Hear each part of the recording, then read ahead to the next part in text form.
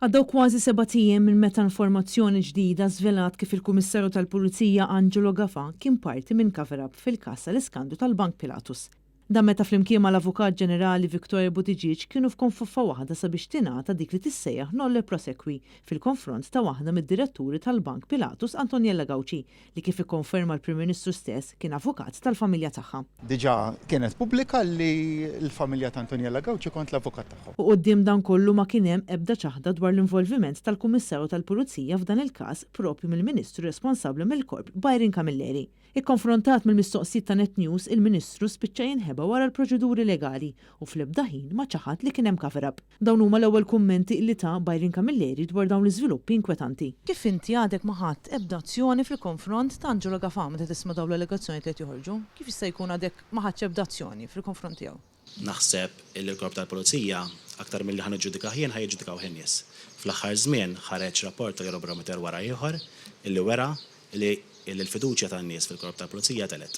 U telet aktar anka minn żmien illi kien hemm il-gvern preċedenti. Dwar dan il-każ speċifiku, kif għadek ma ħadd ebda azzjoni? Li nifhem illi il-politika tagħkom anka bħala Partit Nazzjonalista li kontinwament ilkom għal snin twal tattakkaw il-Korp tal-Pulizija. Vera Ministru attakkaw il-fatt li jkunu ħirġin u l-affarijiet kollha jkunu tiħorġu black and white. Naħseb jidher biċ-ċar illi n-nies il-poplu Malti Għawċi ma jaqbilx ma dik it-tip ta' politika li xi Eurobarometer mhux wieħed, iżda anke jekk tħares lejn l-aħħar tnejn tara li n-nies żdiedet il-fiduċja fil-Korp. Dan Angelo Gafà kien involut f'cover-up imma Ministru taġi mhux affarijiet żgħar daw.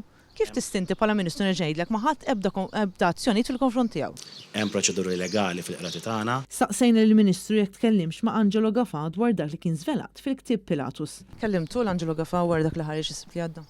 Naħseb li l-mistoqsija li qed tagħmilli l-istess mistoqsija li kif għamilt li ftit. Ma ġibniex li hawnhekk qed niġi nsaqsik. Mhux ma ġibtekx il-risposta li tajtek. Iltqajt miegħu iva jew le? Issa jiena ħantik l-istess risposta li tajtek ftit tal-ħin ilu. Sibt li għadda kellimtu l-Angelo Gafà fuq dak li ħareġ? Jiena niltaqa' kontinwament ma' kulħadd, nitkellem ma' kulħadd ma' diversi kapijiet fl-intern, inkluż ma' Angelo Gafà. Nifhem li tqajt miegħu mis-sibt li għaddalaw. Ma' kulħadd. Bil-Ministru tal-Intern flok iwieġeb spiċċa nfex f'attakk fil-konfront tal-Partit Nazzjonalista. Dam daħal f'cover-up ta' Ministru akkuża vera serjissima. Ġifi kif jista' jkun inti qed tgħidli kellimtu ma kellimtux, m'intix komdu tgħidli kellimtu ma kellimtux fuq dil ħaġa li ħarġet, u kif jista' jkun tħalli hemm inti Ministru responsabbli minnu dan Angelo Gafà. Jiena nifhem illi l-politika tal-Partit Nazzjonalista llum saret istess politika. Għandu x'jaqsam Ministru l-politika hemm tqabbel mal-Partit Nazzjonalista?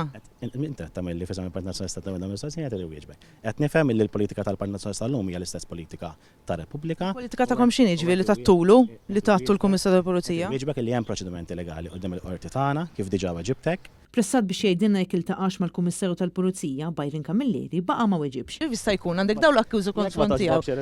Mhux kwestjoni, in-nies għandhom dritt ikun jafuhom dawn l-affarijiet, inti responsabbli. In-nies għandhom dritt ikunu jafu kollox u dak kollu dak kontinwament nagħti dawk ir-risposti. Grazzi. In-nuqqas ta' risposti u d-dubi għadhom qed jiddominaw anke min-naħa tal-Kummissarju tal-Pulizija Angelo Gafà, kif ukoll mill-Avukat Ġenerali Victoria Buttigieg, illi din il-ġimgħa ħarbet għal kollox lill-ġurnalisti.